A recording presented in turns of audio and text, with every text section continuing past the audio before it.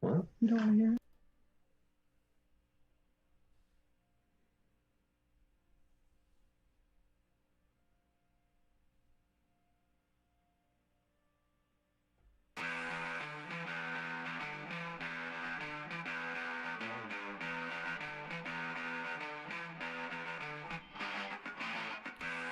It's Tried and True, the DC United postgame podcast presented by Heineken. And guys, somehow we're already on week number 8 of the coronavirus hiatus. But we got a great show for you tonight. Rory Molleda is coming up here, Director of Team Administration at DC United, in about 10 or 15 minutes. But until then, guys, MLS players are allowed to train individually at team facilities again. We're trending in the right direction, maybe? Yeah, I mean, you're like, a whole month without any MLS games, and you're like, but players are able to start training again. So this is about to be a roller coaster of a show, I think. Yeah, for my part, I wonder how much of that is actually getting a return to normalcy, and how much of that is saying, hey, we've got players who are out working out in parks, working out in places where we're not really encouraging people to go. If we can find a way for them to do it safely, at least that protects us from bad press and lets the guys continue to work out, because we know these guys are motivated, that they're going to do the work they need to do. But some soccer movements you have to do outside your living room. So that's kind of my take on it. Yeah, it might be a little bit of a test run too for how teams will operate with kind of social distancing guidelines, and if we do go to those closed door games, this might be a little bit of a segue into that. Yeah, I'm curious to see which one this applies to, because DC United is in the process of building that training facility out in Loudon.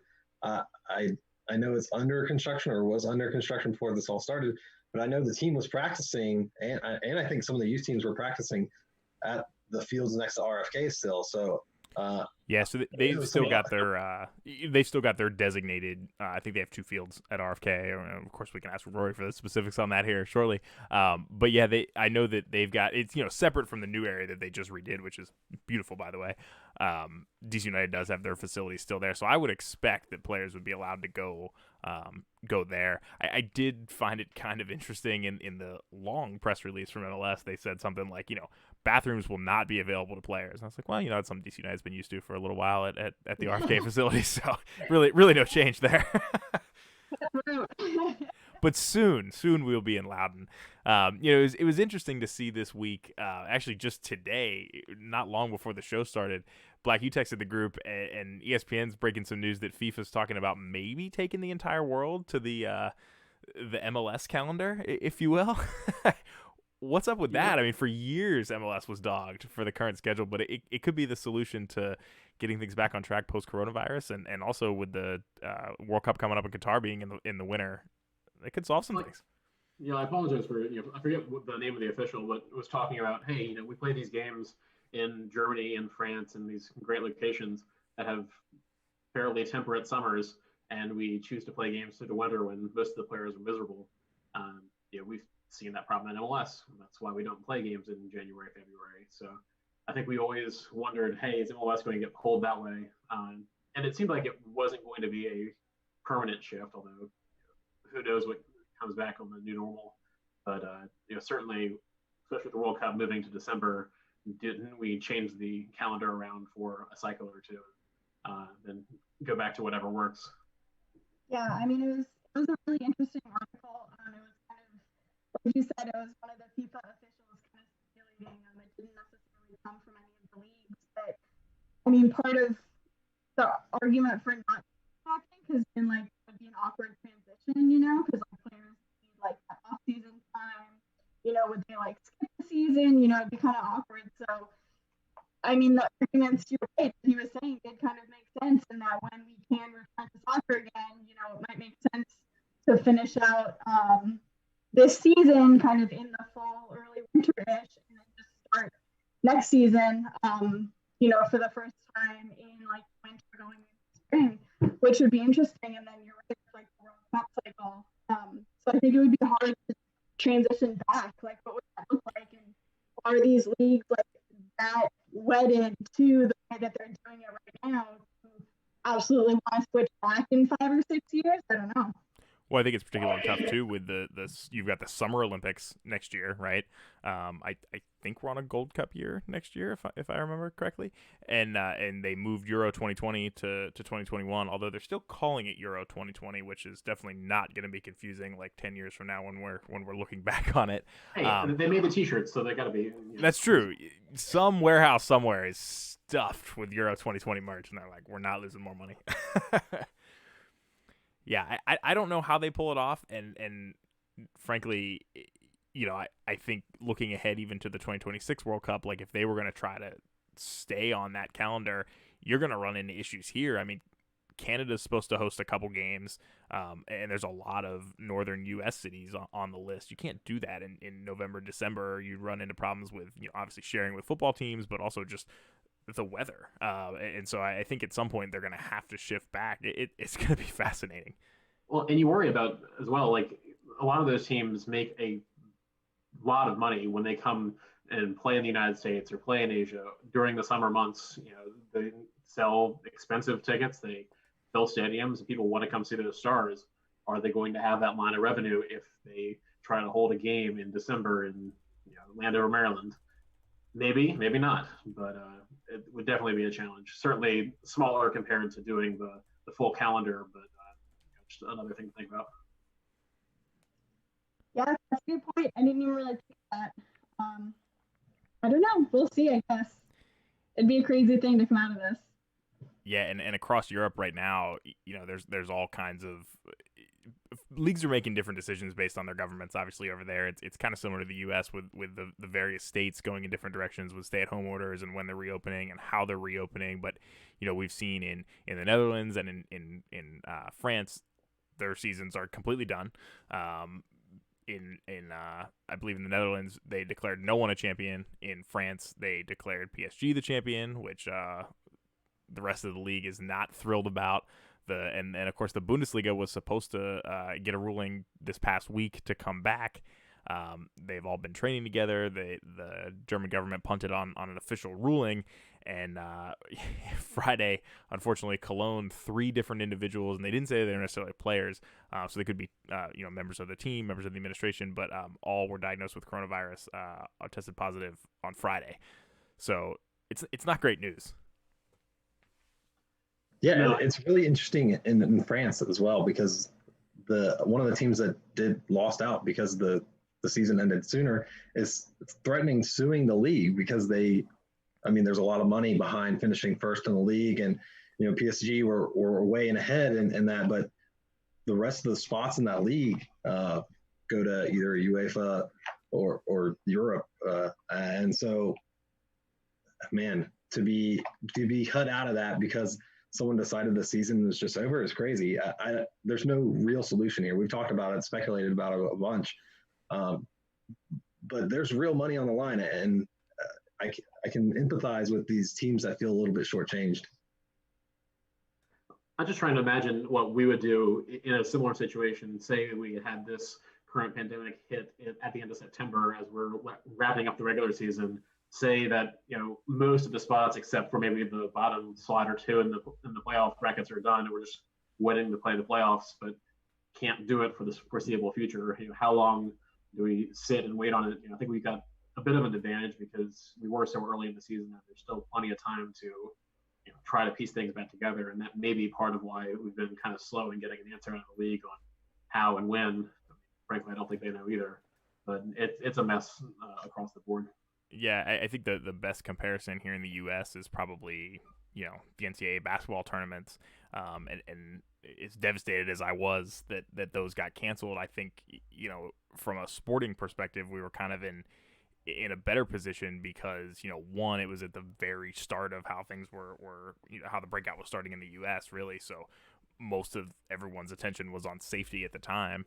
And it's there's so many more schools involved in that competition than in a 20 or 30 team league, right? And the tournament hadn't actually officially started, so it's definitely something that we missed out on, but it doesn't necessarily feel as incomplete because it never started, And I think that MLS feels like that a little bit. I mean, we were 2 weeks in. I very much want them to figure out a way to like finish the season or play games and things like that. But it definitely feels very different for us to talk about what would happen if we were to start the season than what all these European teams and all these European fans are feeling like. Yeah, and one league that didn't quite get to start their season, but we're supposed to today is the NWSL. Today was supposed to be the first match for the Spirit of the season. Yeah, so I haven't looked that much into what that league is doing. Obviously, they have a lot fewer games to play just because they're a smaller league. So they may have a better shot at coming back and playing more of their games. I don't know. I think it's really sad for the Spirit because they had such a huge year coming on.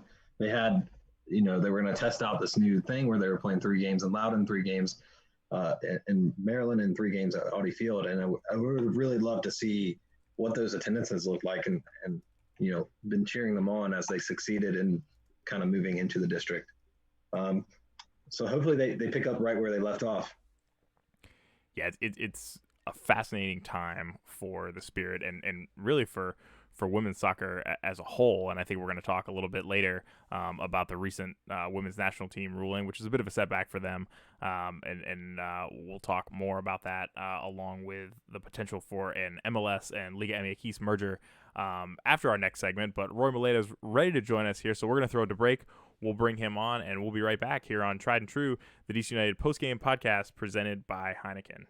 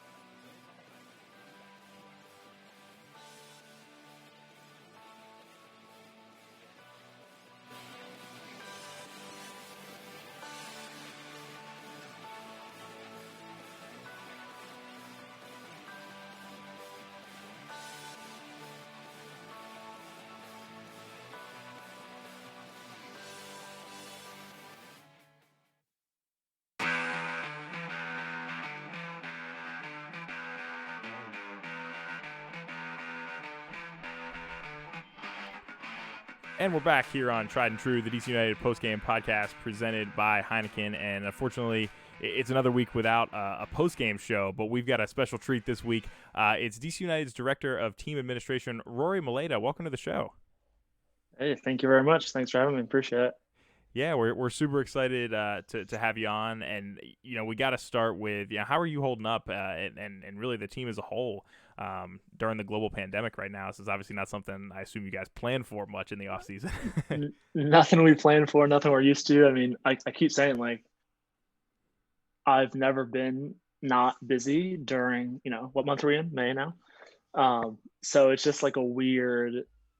I don't know. It's a weird transition, right? And obviously everybody's dealing with it, and I'm lucky to still obviously have a job, and I know a lot of people have been affected by this, and that's something that we've tried to help out a little bit on the team side. But holding up okay. Just trying to keep a routine, keep in touch with the guys, making sure they're doing their workouts, sending emails, calls. It's all I can do, really, unfortunately. There's still work to do, but obviously if we're not traveling, we're not training, it cuts our work load down quite a bit, unfortunately. Not something that I want to be. I want to be busy, I want to be working, but we'll get there one day. Yeah. So for those who don't know, what is your role with the team? What do you do for the team, during a normal season? Yeah. So just like you said, I'm a director of team administration is my title, and I basically plan all the logistics for our travel. So preseason, regular season games, the flights, the hotels, the meals, the buses, everything that is involved with getting the team from DC to wherever. We were supposed to be in Seattle this weekend, for example. So I'm sad about that trip because that would have been a fun one. But yeah, and then on the other side, I deal with players that come into our team. So helping with relocation and getting them and their families in, kind of, a little jack of all trades type situation. But my main role is the travel and the logistics of all that stuff. Yeah, we've gotten to talk to Andy a few times, and I know he enjoys that the preseason is near his other house down in Florida. So I'm sure he appreciates you organizing those trips. Yeah, for sure. No, trust me, after a DC winter, I also enjoy organizing that trip. I believe it. Can you tell us about how you came about joining DC United? Yeah, so I grew up near Fairfax, so in Fairfax County in Virginia. So I've been going to DC United games since, as early as I can remember, at good old RFK.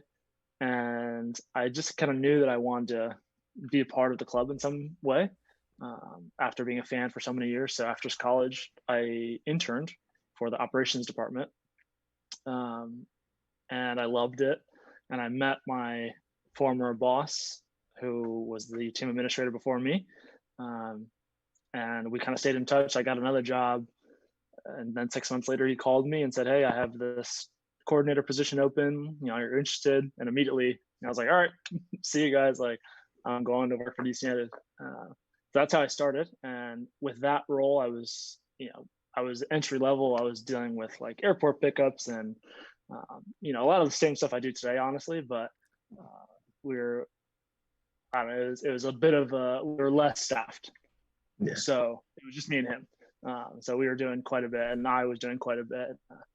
And it was after the 2013 season, which you guys might remember or not, but didn't go too great for us. So there was a big turnover in players and on the team that off season, leading into the 2014 season, which was my first like full-time season.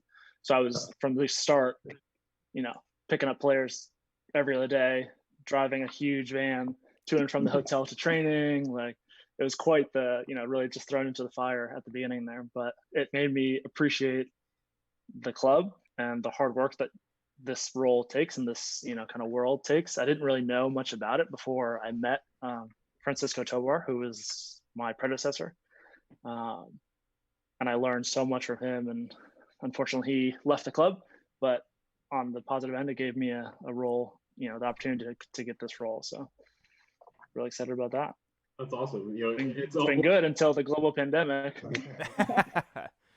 Yeah, that kind of puts a crimp in everything. It's cool to hear that we've got homegrown talent in the front office pool as well. So yeah, for sure. I mean, and honestly, even if it's not a homegrown, like even if it's not somebody from the area, there's so many people at the club who interned and started out that way and started at RFK. So like they know how it was, right? Like they appreciate Audi, they appreciate like all the things that we have now. And I'm sure as fans, like you guys are the same way. It's you went through that and sacrificed and suffered through that stuff through all those years, and now we're at this great stadium that we can enjoy. So it's the same on our end, which is nice.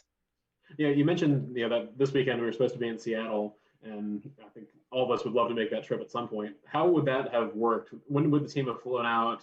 What does that trip look like from your end? Yeah, so just in general, a trip takes about a month to plan. It's not like every day, 30 days out, I'm working on it, but every couple of days leading up to probably a week or two, there's stuff to do, right? That you're looking at menus, you're approving menus for the hotel, you're making sure the flight is all booked, and I have seats arranged for everybody. got the bus movements all squared away. So there's a lot that goes into it. It's just little pieces. Like it's a big process, and the quicker you get down and check things off on that list, the easier it is when you get there, obviously. Because getting to the trip, once you're traveling, everything should be planned. I spent the last month planning this trip. All you're doing really when you're traveling is making sure everything goes according to plan. And there are, many instances where that does not happen. So you're there to troubleshoot, right? So we would have traveled, 2 days before the game on a Thursday, train out there at either their facility, or we find another facility that's, that the coaches like, the coaching staffs, depending on where the hotel is, where the team's training facility is, all that stuff goes into planning. And because we played, this was like a 5:00 game, it was an early game, so it would have been. I think we were still gonna, do we come home the night of the game because we have a little bit of time? Do we come home the next night? This year we have charters, or we had charters, so that was a whole discussion of, should we take a charter to Seattle? Should we take a charter back from Seattle? So that made things a little more complicated, just trying to decide which ones to use. And I think this is one of the ones we would have used, which would have been nice. But again, here we are sitting home in DC. Yeah, I've found myself complaining a little bit amongst the group here that some of our trips could be in jeopardy this year. But you know what? I'm not going to complain anymore after hearing that story, because I can't imagine the headaches that you have regularly, but especially when there's a global pandemic. I mean, it's for sure. I mean, so we played 2 games at home, which I was so fortunate to have that schedule. After a month away in preseason, we come home, we're 2 weeks at home. It's all right, great. I get a little break, and then I get to plan for Cincinnati and actually focus on Cincinnati as a whole, as opposed to just doing it while I'm in preseason. Because other teams were flying across the country after their preseasons. MLS schedule is unique, unique and challenging for a lot of people. But leading up to Cincinnati, because Ohio was kind of one of the first governments to be really strict on sporting events, and their governor was very proactive about the coronavirus response. We kind of in the back of our heads knew that it was never going to happen. We knew that Ohio was not going to let us play. It was a little different for everybody else because people had games everywhere, other cities, and that's the weekend that the league finally decided that nobody would be playing, that the league was going to go on hold. But it was okay, we're going to do our commercial flight. Then, oh no, everybody has to charter. Okay, no, we're going to charter on this day and go straight to the game. That 3 or 4 days before that trip was supposed to happen were probably the craziest, because every day something's new is happening. New information from the state of Ohio, new information from our ownership, from the league. There's so much going on, and at the end of the day, it's not frustrating because it's obviously my job, and I have no problem doing my job, and I love doing it. But to do all that work and then all of a sudden the trip gets canceled, the whole league is on hold. Of course, it was the smart thing to do. It was not. I would not have wanted to travel knowing what we know now. So I'm happy that we stayed home, but a couple of stressful days there. We're live with Rory Molleda here on Tried and True, the DC United postgame podcast presented by Heineken. And if you've got questions for Rory, go ahead and shoot them to us using the hashtag Tried and True DCU or live in the YouTube chat. So, Roy, one of the things that's interesting to us talking to folks in the front office are there the rivalries that we experience with the Red Bulls or with the Union and folks like that. Does that extend off the field at all? I mean, you obviously know other folks in your role for other teams. Do you guys have fun rivalries with other folks in the front offices, or how does that work?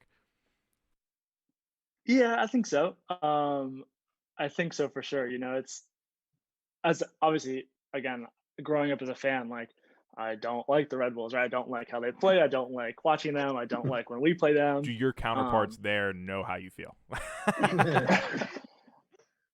I think so, right? I think so. On our side, it's obviously much more kind of fun and games because we're not on the field battling it out, right? And because we want to make the league better and better, the best practices approach really, not best practices, I mean that also, but just kind of respecting one another and not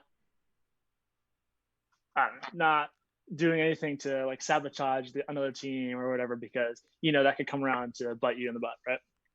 I would love to see you send Red Bull to like Portland on a weekend they're supposed to be in Dallas. So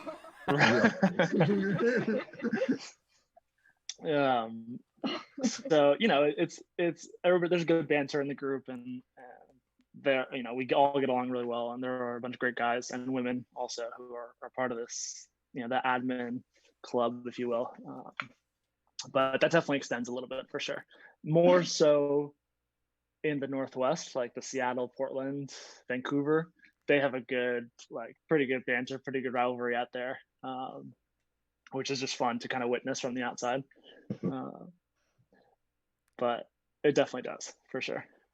That's great. As I also feel like another Virginia grew up and watched DC United. It makes me happy that kind of extends beyond the field. Because you're right. Okay, Red Bull, I'm like, what are you doing? So I'm glad that that's really ingrained in the work you're always doing. So, either working for the team or as a fan, I'm sure you have many of them, but could you tell us one of your favorite DC United memories? Oh man, I was just thinking about this the other day. I don't know why, but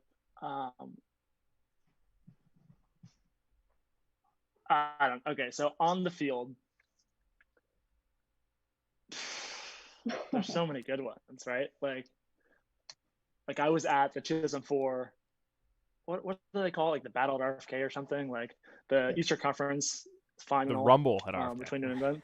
There it is, yeah. Yeah. So that was great. I was young, but I remember it being a great game, and I remember them winning. Obviously, it was just very dramatic. So, and I was at a 2007, I think, Eastern Conference semifinal or final, not final.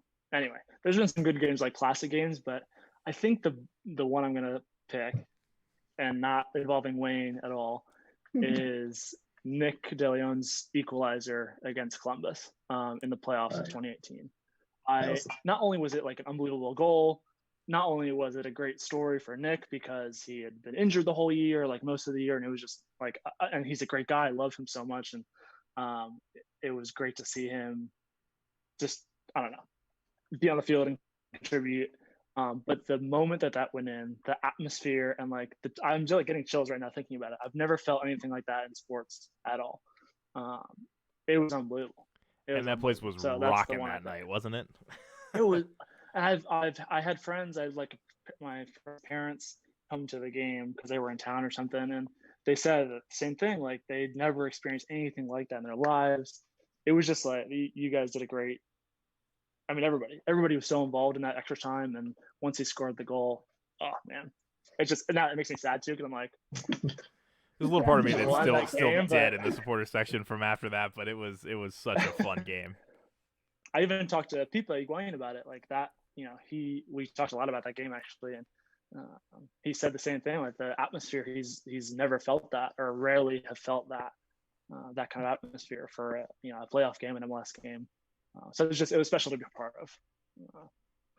Yeah, man, you got me feeling it again over here. That game, like you said, it was truly magical, and oh man, we talked about it a little bit before, but you've been here since RFK, and you transitioned to Audi Field where that magical moment happened. But from the team admin side, what's the best part about being in the new stadium? Is it not having asbestos in the building, or too soon, Joshua? That's a good question. I don't know. It doesn't really change for us. A nicer locker room, it's cool to be in that locker room. It's I don't know. Our job is so easy on game days. What we do is very important, but we can do it anywhere, right? It's nicer to be in great stadiums like this as opposed to RFK, which, if it rains a little too hard, the tunnel will flood, things like that, right? So I don't know. On our side, yeah, there's not too much difference. It's obviously nice to have the stadium full or almost full a lot of the times. Obviously at RFK, I can count on one hand the times that they even opened up the upper tier, and there's only one game I remember that was actually pretty full, right? I think I'm good.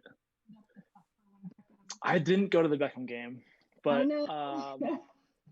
I know. No, trust me, I know. It used to be my favorite when the but it team was a would game tweet against out New they York were City. open. Yep, that's exactly the one I'm thinking of. Yeah. We won. It was great. It was like a beautiful day. It's the last home game of the year. Yeah, it was great. Yeah. What's your favorite part of living in a city like DC? Oh man, it's just first of all, it's a beautiful city. Today, for example, is a beautiful day. Everybody's supposed to be self-isolating, but I was doing exercise outside on my bike, and it was just like the greatest. I don't know. It's so nice to just drive down to the Mall and go around the monuments and the White House and the Capitol. It's just a historic and beautiful city. So there's that side of it, but there's so much history and so much culture and so many different types of people here.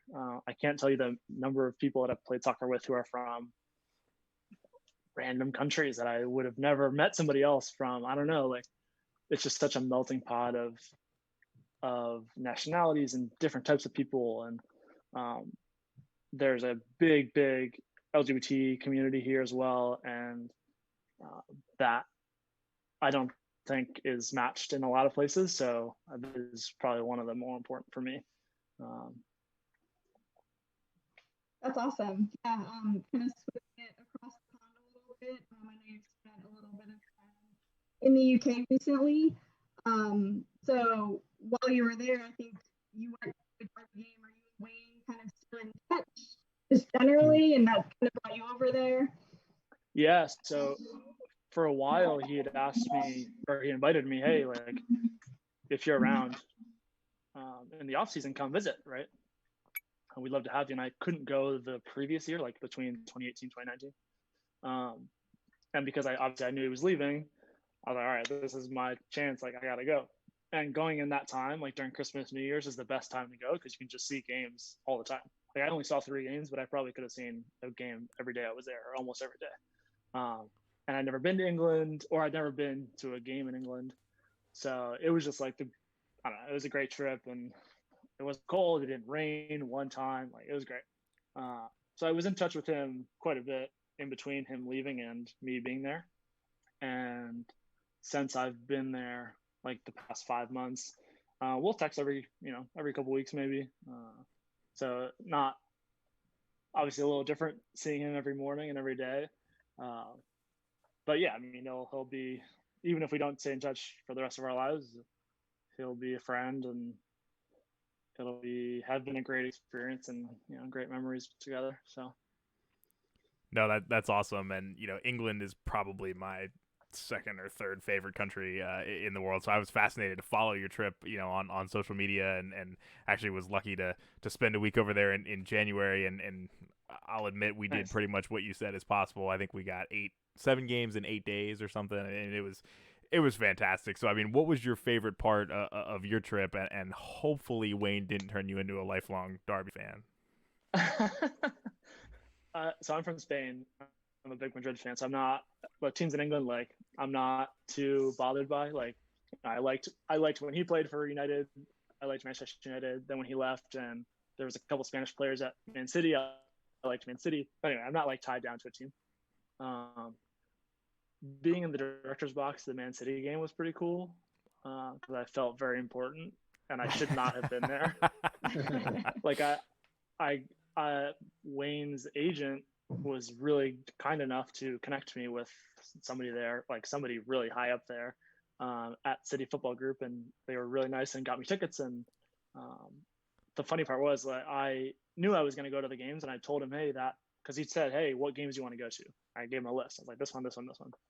So, all right, cool, no problem.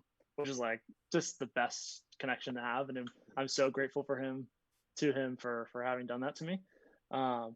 But the day before the game, he called me and said, hey, by the way, what kind of clothes did you bring? I'm like, why? What do you mean? Like clothes? I don't know. He's like, well, you're going to be in the director's box for the Man City game, and you'll probably be in the director's box for the Derby game when we go there. So you need like have smart clothes. So, okay. That would have been nice to know before I left my country. So I'm looking right now, like at this jacket that I bought. I just had to buy a whole new wardrobe, right? which is not the end of the world for me because I love to spend money. I love to go shopping, but it was just like, all right, cool. But that was a cool part to just, I don't know, sit in great seats and watch a great game. They won 2-0 or 2-1 maybe. But also seeing Wayne and the family and the kids was really special. Obviously, I spent quite a bit of time with them in that house and together, and I didn't see my favorite kid of the 3 or the 4, which I was sad about, but I hope they don't listen to this. But I was gonna say, are you gonna share which one's your favorite, or is that like we don't want to go too far? No, I mean I love them all. They're all great. He particularly just like was connected to me, and even though he was a rampage, he was 2 when he first came over as Kit, the like second youngest, and I just saw him like kind of grow up a little bit, right? And it was just cool. It was cool to be a part of that. That's really cool. So we have a friend and a fan of the show who lives in the UK who does a own podcast, James Graham. You might know him. And he sent in this question. He sent in this question for you. He wants to know what your favorite part of the UK is. I'm guessing Derby or Manchester. Wait, where is he from? Isn't he from Derby? No. I think he's from Middlesbrough, or at least he's a Borough fan. Okay. Because I remember I was on his podcast as well, and we talked about it while I was there. Like, oh, you should come. Maybe I think he lives in Derby, because I was only in Derby for the game, and like we drove in and drove back out right away, or right after. So I didn't get to spend any time there or see him, because that would have been cool to meet him. But I have to say my favorite part is Manchester. It was a really cool city. It was beautiful. I've been to London before, so I got to see kind of the same things. And London is obviously awesome, right? It's a great city. It's huge. It's, like the New York, right? But Manchester was special. It was like smaller and not too busy, but still beautiful, and still had some really cool places to visit. So I think Manchester. I think John and I at least have had some great times in Manchester, so certainly understand where you're coming from. The pregame before a Man City game is a good time for sure. Oh man, some good times. Kind of shifting focus back to DC, and whenever the season gets back, we saw MLS came out this week and said that players are allowed to get back to some of the facilities. How does that change what's going on for y'all? Or is it new workouts? How are y'all coordinating that with the players? Yeah, we're working on that currently. The last like 3 or 4 days have been the busiest time of this whole quarantine. Just trying to lead up to this and figure out exactly what we can do, number one, and tie that into the programs that they've already been doing, and the sports science stuff that we have has been working really hard. They have been super busy the last couple of weeks because they're constantly creating these programs, updating them, checking on players to make sure they're actually doing them right, make sure they're doing them correctly, and if something needs to be changed, right? So they've been doing a great job, and that's just continued with this and trying to figure out, okay, maybe it's not the most ideal situation. Obviously, it's not, but we look at it as, okay, we can now see the players, like get face to face with them, like we can figure out where they're at, what they might need to do, if we need to shift their workouts or whatever. So do all that thing, but at least be able to see them, right? And have this work done on our field in front of us. So I think that's what we're most looking forward to. And this is obviously not normal. It's not a sense of normalcy that we're getting back, but it's a step in the right direction, right? Are they going to be allowed to put on the sports bras again to like have you guys measure their vitals, or is that still off the table? Yeah, I think so. I mean, that's obviously what we want. That's the most ideal situation, is to get as much information from them as possible in the hour that they are allowed to be on the field. So I believe that is the plan. Yeah, obviously fully sanitized. I don't even know if, there's a lot of like little details, and that's what the league and what now us as like our DC specific staff have been working on the last week, is all those fine details of like, all right, how to get into the stadium, where do they park, which guy goes to which quadrant of the field first. So there's just a lot to think about, and a lot that we've had to work on. but hopefully in the next week or so we'll be able to get that implemented and approved. I think it has to go through the city as well, so hopefully they say it's cool. Yeah, well, it'd be nice to get back. Yeah, when that announcement came out, it seemed to have very strict kind of guidelines and things for sure for the players. You know, hopefully so, because we want everyone to remain safe as much as we want soccer back. So, you know, past year and going through all those approval processes. Yeah, for sure. I mean, it's a lot, right? But it's worth it because we want the guys back. I think they're interested to get back too. You know, they, again, even though it's not a normal training situation, this is as close as we're going to get for now, right? And closer than we've been for 2 months. So it'll be nice to have everybody, you know, in our building back for sure. Yeah. So you mentioned, you know, still being in touch with the guys, and you're one of the people who helped transition the newer players into BC. So we're just wondering, you know, how that's been different. We had Gressel on the show, and you know, he's very complimentary. You know, he just seems to love BC, and he was very thankful for all the support he's gotten. But how has that support kind of continued and changed now that you can't really see them and show them the signs and everything like that? Yeah, for sure. Sorry, who are you talking about? It broke up a little bit when you mentioned his name. Oh, sorry, we talked to Gressel. Oh, Julian. Yeah, cool.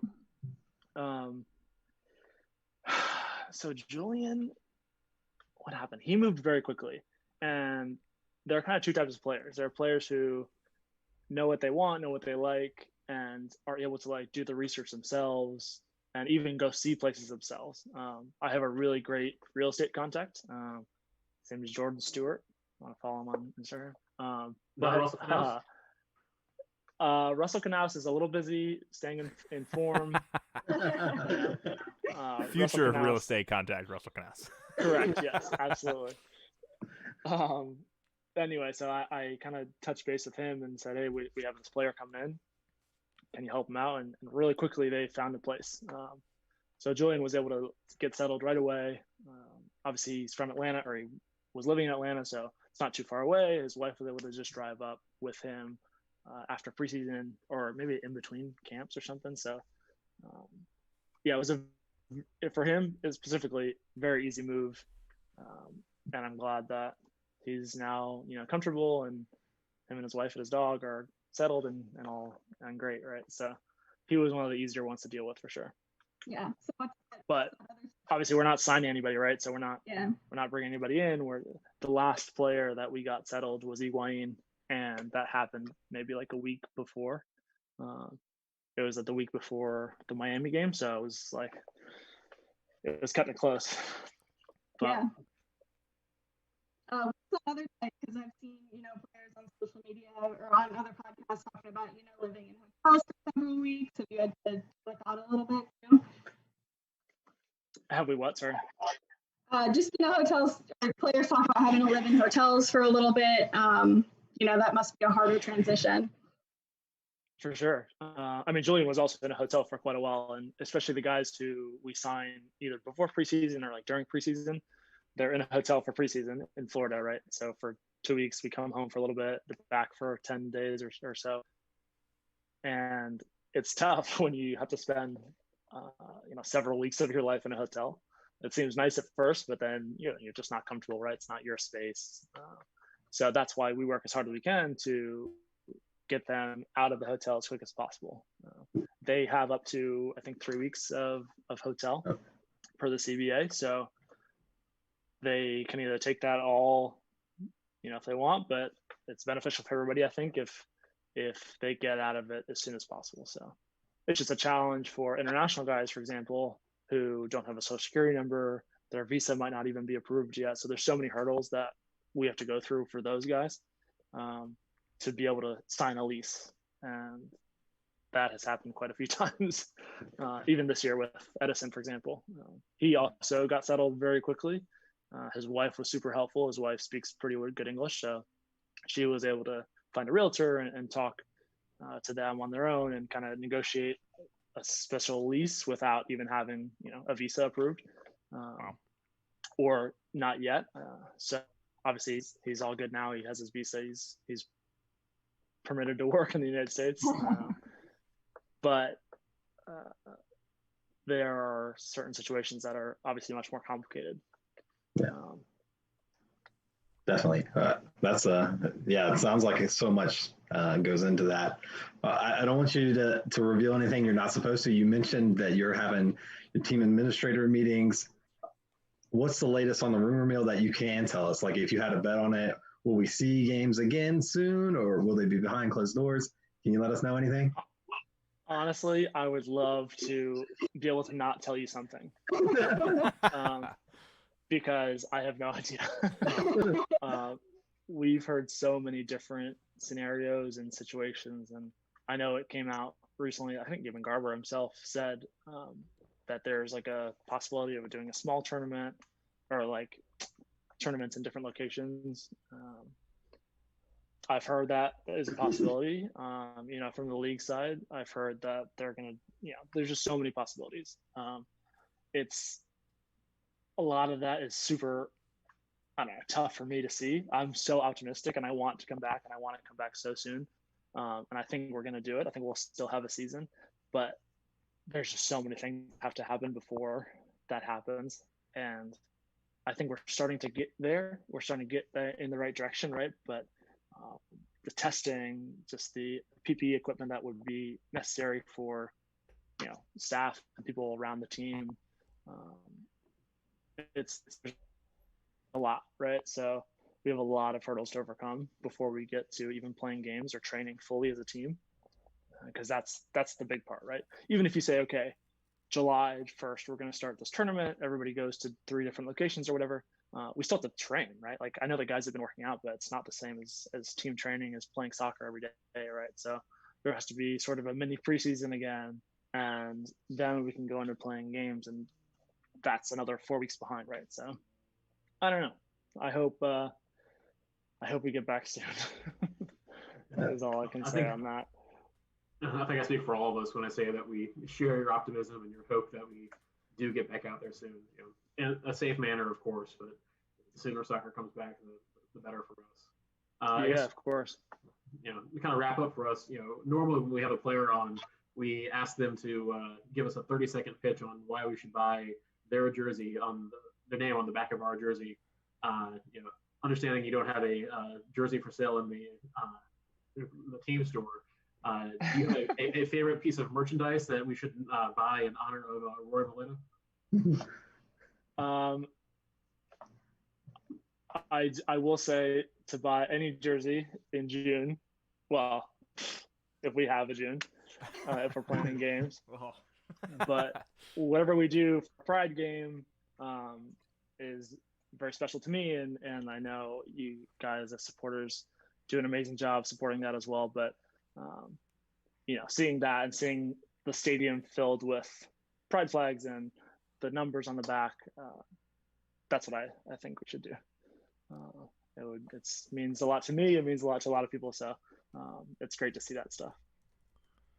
No, that's awesome. And Roy, this has been a fantastic interview. We really appreciate you coming on the show. Thanks so much for taking the time. And at least between the two of us, hopefully Real Madrid can come out on top in the Liga this year, and we can celebrate that title hopefully soon. So we really appreciate that. Would be a situation. I heard what you guys were talking about before with Paris and the French league. If they call La Liga and say that, okay, Barcelona is a champion, I'm going to lose my mind. Yeah, we can't have that. It's not like PSG where they're 12 points away or whatever. It's 2 so points. Close. We'll see. It's going to be. Thank you very much, guys. I really appreciate it. Thank you, Rory. Thanks, Roy. We're going to send it to break, and we'll be right back to talk about some fascinating idea that's really picking up some legs lately with a LigaMX-MLS merger right here on Tried and True, the DC United postgame podcast presented by Heineken. The bad news is that everyone is a potential victim, and the good news is that everyone is a potential solution. Sensitize the message, sanitize, keep a social distance and quarantine. Stop! The coronavirus is slipping on mankind. Everybody must be alert. It's a global pandemic we can never take for granted.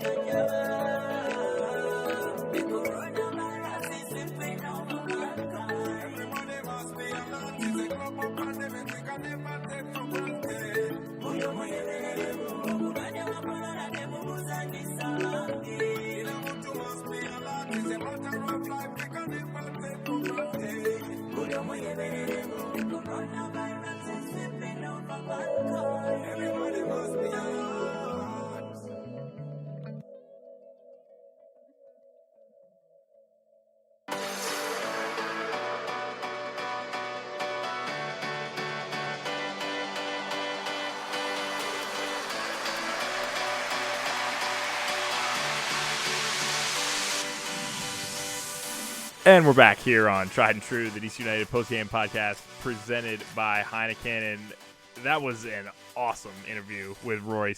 Absolutely fascinating to hear about the role he plays and just how crazy it sounds like every season is in Major League Soccer, let alone when there's a global pandemic. Yeah, I loved it. I mean, again, I grew up in the area. I grew up going to games too, and everyone always said to me like, "Oh, you should go work for the team," and that would be such a big step for you. And I kind of opted to stay on the fan side of it, but it was great seeing Rory's like passion while he was talking about the team. It kind of made me looking at like what my life could have been. So I'm glad that someone else took that path and brings that passion into it, and really appreciate being able to work in such close proximity with the team. Yeah, it was awesome, and definitely somebody you can live vicariously through, because it sounds like he's got just a really, really cool job. And I suspect this won't be the last time we talk to Rory. That was a really, really fascinating interview. But another thing that's I guess before we dive in, we gotta fall back on some bad news from the week that we teased in the first segment. The U.S. Women's National Team lost their case, or at least a portion of it. They can still appeal. But to me, I think I was somewhat encouraged when there was a bit of a changing of the guard a few months ago at the U.S. Soccer Federation, and hopefully there's a chance with the new leadership there that we can just get to the common sense solution and put this all behind us. But boy, in the court of public opinion, this is not great and not expected either.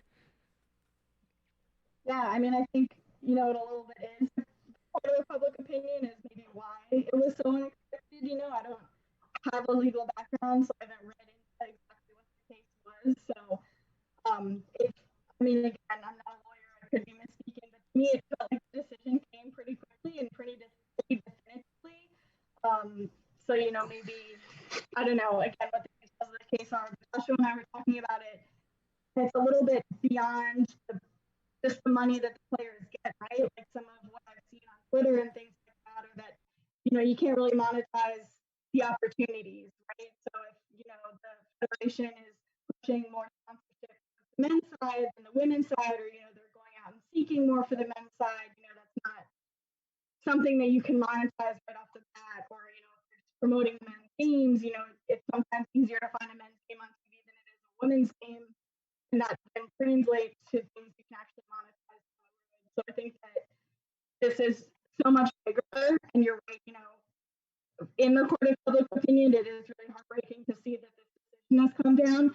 But you're right, changes have been made, and I think that some things have really been brought to light. So even if, I know that they're going to be able to appeal, they're likely to do so, even if things don't legally come out in the way that potentially we want it to, hopefully, changes could still happen, right? Like U.S. Soccer could win this case and then still turn around and say, like, let's figure out this pay structure in a way that feels fair to everyone, right? Like, just winning it legally doesn't mean that change isn't still going to happen. So that's me remaining really optimistic. Well, Yeah, and I think my only word on it is I don't want to get into the trenches and fight their CBA argument with them. That's between U.S. Soccer and the U.S. Women's National Team. I think the only solution will ever be to this if U.S. Women's Soccer and U.S. Men's Soccer, or just global soccer, it's on the same playing field. And, that just comes down to the sports being, followed the same and encouraged the same. I would love it. yeah, I don't think any of us are legal experts. I made an attempt to read through the opinion today, but a lot of it was focusing on specific windows and measuring numbers versus other numbers, and who had a World Cup cycle. I think I saw somebody on Twitter made the point that the U.S. Soccer Federation might have saved millions of dollars by not qualifying for the World Cup, because that changed the way that this came out. But I think I share what y'all were saying, that even if U.S. Soccer Federation won on the legal merits, I think that in the court of public opinion, that they've got a challenge here. So it may be something that long term they have to sort out and get something that everyone's happy with, because even if the judge comes in and U.S. Soccer Federation wins, there's going to be hurt feelings. There's going to be issues moving forward. The case isn't fully resolved. They still have some discussions on training and medical care and things like that. But I I think the summary judgment, hopefully at least pushes them back to the table to see how they can address it moving forward. As U.S. soccer fans, there's nothing worse than having challenges both on the field with every single men's national team game and off the field with seemingly everything. It's frustrating, but hopefully we can get past it. Another interesting off the field topic that's really grown some legs, and we've teased it a couple times today. MLS and the Mexican league, LigaMX, potentially merging. It's something that I think MLS has been very conscious of for years now, is just how big the Mexican market here is in the U.S. This was supposed to be the first year that we've had the crossover game for the All-Star game with the All-Stars from LigaMX, which was going to be fascinating. But at least during the past couple weeks, and I don't know if it's because there's nothing else to talk about in the world of coronavirus, but it seems like this idea has really grown some legs lately. And, to me, one of the most fascinating and in-depth looks at it actually came from Twitter. There was a proposal that really broke down how this could potentially work.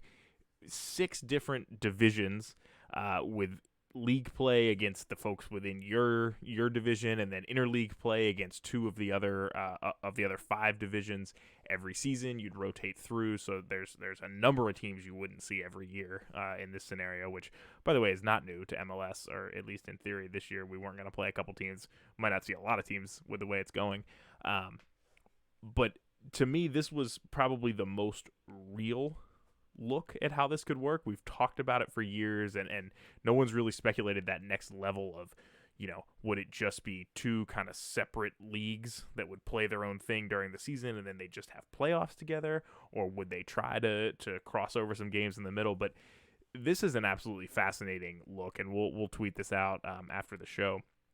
But guys, I'm really curious your thoughts on this, because there's a big part of me that feels like something like this is inevitable. We've seen it with the Leagues Cup. We've seen it with the Campeones Cup. But what do we think?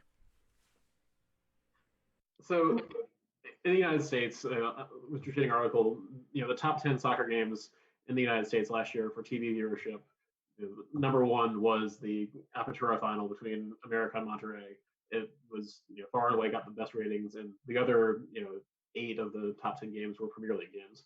So there's definitely interest in LigaMX in the United States. It draws eyes. That's why MLS keeps trying to add additional tie-ins with them, adding the Leagues Cup, having the Campeones Cup. There's plenty of ways they're trying to do it. I have some concerns about whether it would be long-term viable, even if you're only talking about making some of those long road trips every couple of years, as this proposal talked about, with 5-6 different divisions. We're having issues with travel, trying to get teams on charter flights. I can't imagine Vancouver's going to. It's going to make Rory's job a lot more difficult, huh? And teams talk about that going into Champions League. Hey, how much difficult it is to travel, and how that throws off the rest of the season. I just, it doesn't sit right with me. For me, if you want to grow the game, if you want to, try to either catch up to LigaMX as MLS, you make the CONCACAF Champions League something that really actually matters, something closer to what we see from UEFA, because that's kind of the route that you get, the interest you get, people tied in watching the games. I think that trying to merge the leagues is kind of an easy way out, and it may not be as easy as they hope it is. I agree. I think it would be, man, I'll just come out and say I'm totally against this. I think it's, like you said, Black, it's a kind of a short-sighted move. If you look at it from the base, soccer is beautiful because it's like a grassroots sports. In England, there's teams in every single town, and you root for your town, even if they're like the 3rd division, like Leicester was, in 2011, 2013, and then they go on to win the Premier League. I'll give you one, John. But that's what's beautiful about the sport, is that can happen. And you're never going to have that if you have a 45-team league that's going to be closed off, because that league would be closed off. And FIFA's been fighting this forever. They've been fighting against a European Super League because there's big money behind that. So I don't even know if, 1, FIFA would allow it, and 2, if it's even plausible. We'd be doing away trips thousands of miles. We thought Seattle was bad. It would be ridiculous. I don't think it's feasible. I don't think it'd be good for the game. I'm totally not for this. It wouldn't be good for like a casual MLS fan, and we are all obviously like even larger than like casual fan. But I mean, yeah, we try to go to as many away games as possible. But when you throw a lot of those things to Mexico, or you change it around, like like Jack said, it feels very short-sighted, and once you get into it long term, that's an impossible league to follow. As somebody who follows like most of MLS, I try to watch as many games as possible, DC United or non. But when you have 5 different like divisions, and I understand that like football kind of runs this way, but everyone's all within the same country. So when you're talking about like, and that feels a lot more structured. This thing that we saw on Twitter, and yes, it's not the official proposal. It might not be this way, but when you're playing sometimes, and it might take 6 years to play at a certain location, that just, it feels very cumbersome. It doesn't feel like something that's going to be easily followed. And to me, that loses long-term fans who are, going to be the ones that are consistently coming back every game. Potentially the reason that those games, the viewership is so up, back the games too, right? Potentially it's because it's not super accessible, right? It's a one-time thing. It's kind of like the World Cup, right? Like how many people watch the World Cup? Not all those people watch soccer every week, right? It's just because it's like a special thing. So you kind of take that away and you just make it this really cumbersome, hard to follow league. You don't know who's winning. You don't know how you win. I already don't agree with the fact that we're not playing all the teams in MLS. So the fact that you're creating the Super League and you never play like any but 7 teams, I don't know. It feels ridiculous to me. Yeah, I mean, it's really difficult to have this conversation without at least mentioning promotion relegation. That's one of the things that in the Mexican League just recently, they basically killed Pro Rel for the next 4 to 5 to 6 years. I can't remember the exact figure they kind of landed on. But I think that's one of the challenges that they would say they're having is, teams that they try to bring up. It's not financially sound for them, right? But Joshua, some of the points you made about, soccer being so beautiful in Europe, totally agree. I think that's one of the things that fascinates me so much about England and why I enjoy going there is because there are just teams all over the place and they've all got a chance to make it to the big time and win the title. It's hard to say that without recognizing the challenges that everyone's facing right now in the world of coronavirus, because I fear that things won't be the same in a lot of those European countries, a year or two from now when the dust really settles on this. But it's also interesting, bringing up the European Super League, which scares the hell out of me because I know Leicester City wouldn't be part of it, which is tough because we've been in that European conversation for the past 5 years or so. But historically, that's not a place that we would easily lose out to 6 other teams in England that would be part of that. But I don't know. I mean, we don't have promotion relegation here in the U.S. It's falling apart, or has fallen apart, if you will, in Mexico. And you wonder, is this the path to sustainability that the Mexican League sees, and is it the path to just blowing the ratings wide open that MLS sees? That's the part to me that I think is intriguing on both sides. But at least the one saving grace to me, at least in this proposal that we've been kind of digging into here, is that at least all of the local rivals for all these teams would still see a home and away every year. And I think I could really live with that piece of it. That was one of my biggest fears was, oh my God, are all of the away games going to be on the West Coast and in Mexico? Like, that's a nightmare. As much fun as that would be to see some of those cities, it also costs a fortune. It's maybe you're only going to 1 a year instead of 4 or 5 or 6. But I think if they can find a way to keep the local rivals, I could get behind it more so than I thought. Well, you've already got some of that in some of the lower divisions. Some of the USL divisions are regional, trying to keep those travel costs down. You don't play nearly as many potential games outside of that core group. So, I can appreciate the value of maintaining that, but I don't necessarily think that's the end all be all. And, to Sam's point earlier, I'm all for more soccer. I'd love to watch, I think it's 27 games any given weekend. I'd love to watch any games at this point, but amen to that. I'd love to watch the 27 games, but at the same time, I do think you'd have a hard time putting it all together. Then you end up with a 16-team playoff. I don't really see how that's snapped down in this. I get a headache even just thinking about it. I don't want to go the route of a Super League. You know, if you eventually were to do something where you have tiers for North American soccer and you try to do pro well, you know, then let's have that conversation then. Also make sure that all the teams are on the same level. Like, you know, how does the single entity structure work with the LigaMX teams that are allowed to spend as much as they want to? I think you've got a lot of hurdles to jump over before you can really talk about having a true combined league, and trying to play a 57-team league. That's a lot. Yeah, and I wonder how this would be perceived around the world. You know, MLS is already trying to fight for real recognition, and you know, we're starting to get there as a retirement league. So if we were to have this big super league, like, would that gain respect? Would it lose respect? How would that, play into player transfers? Would European players want to come to America or to Mexico, knowing that they're going to have to potentially travel a whole lot?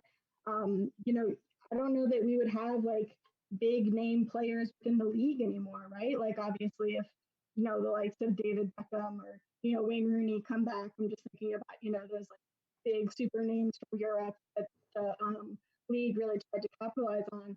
But if you have 54 teams, it's hard enough for me to keep track of all the players in MLS.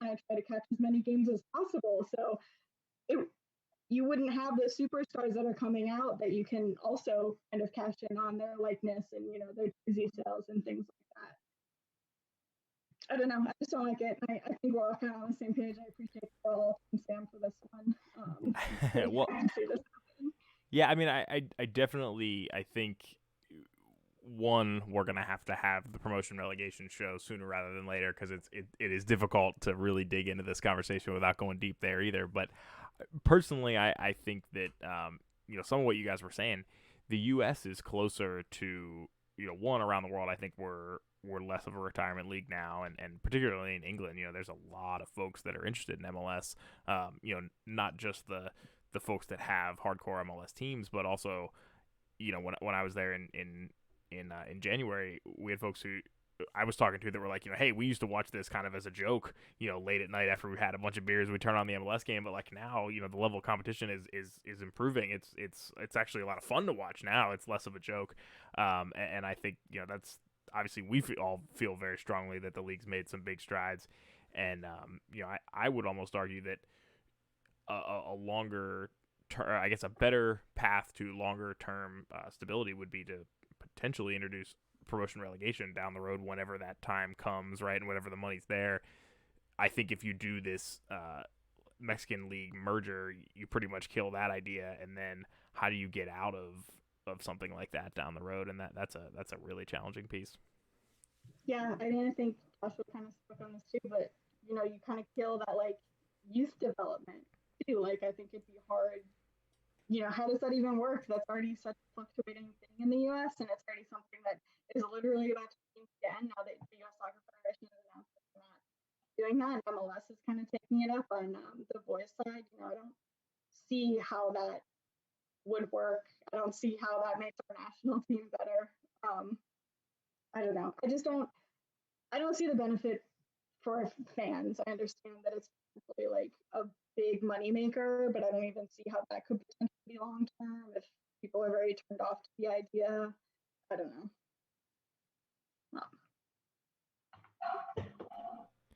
It just doesn't feel great. It feels like just another thing that we can talk about while we wait for soccer and sports around the world to come back. Hopefully, it sounds like the Premier League had interesting conversations this week, and they're inching closer.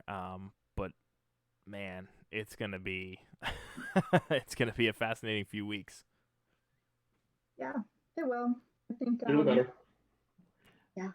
We'll keep doing the show. We'll keep having guests on. We'll keep having things to talk about. But I would very much like to have games to break down. Yeah, we were all very excited this week because it felt like there was a lot of soccer news coming out, especially in the last couple of days. We're like, oh, we have new things to talk about. But I mean, you're right. I'd love to get back to our roots and have some games. I love that Rory said that he wished he could kind of do something, but he can't yet. But I mean, it does sound like the league really is looking into all options, and I prefer that than just, oh, let's fit in as many games as possible. I think if they're trying to look at it from all angles, hopefully that means we're getting games back sooner rather than later, as soon as possible. Well, hopefully something exciting is just around the corner. Fingers crossed. Well, we'll be here for you guys next weekend with another show live with hopefully I'll tell you, Rory set the bar high for the interview, so we'll see who we can get to join us next week and help us kill a little more time as we inch closer and closer to the return of sports that I know we're all anxiously awaiting. So thanks so much for joining us tonight. If you've got feedback for the show, feel free to email us at triedandtruedcu@gmail.com or hit us up on any of the social channels at triedandtruedcu. DCU. We really appreciate you taking the time to join us this weekend. Stay safe. Enjoy the beautiful weather here on the East Coast, although I think it's supposed to rain most of tomorrow. But we're turning the corner into summer. The dog days will be here before you know it, and then we'll all want to be inside for a different reason. But this has been Tried and True, the DC United postgame podcast presented by Heineken, and we'll talk to you real soon. Thanks for joining us.